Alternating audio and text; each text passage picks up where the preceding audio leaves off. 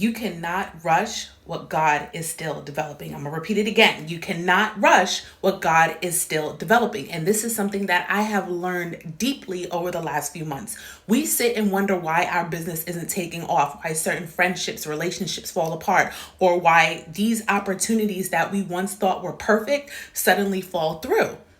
And you have to think of it this way. Sometimes things aren't necessarily falling apart, they're falling into place. Because when we force the process, we stop trusting God. When you hear people talk about being spirit led, that means being quiet enough to hear and bold enough to follow, because being obedient is not easy. And I'm going to give you a perfect example. You might see everybody, let's say, starting businesses. So you hire a coach to help you get started, right?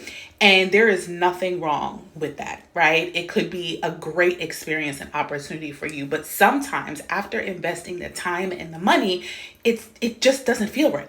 It's not flowing. And that's when you have to stop and say, okay, maybe this might not be my assignment.